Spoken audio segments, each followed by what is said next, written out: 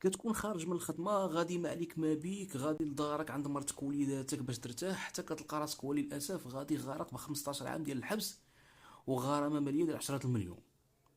وهذا الشيء كامل الا جينا نشوفو علاش، غتلقى واحد السبب اللي هو تافه، تافه بزاف. الطريق ماشي ديالك، الطريق ديالي، علاش دوز انت الاول؟ لا انا كيفاش مالك كتخرج في عينيك، حتى كتلقى راسك جابت جعبه ولا حديده ونازل على داك السيد الراس، هو غادي كوما وانت غادي ب 15 عام ديال الحبس.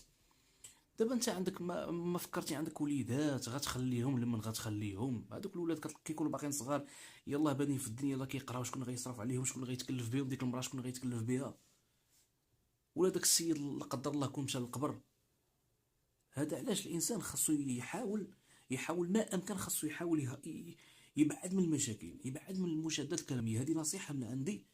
الله يرحم الوالدين، الدراري البنات الله يكثر خيركم، حاولوا ما امكن تهربوا من المشاكل، ما امكن تهربوا من الصداع. راه هذيك شد ليا نقطع ليك انت مالك، شكون انت، انا اجي عندي كذا، راه كتوصل للندامه، سخونيه الراس كتوصل للندامه، راه هي هذه. لهذا الانسان يحاول يبعد من المشاكل.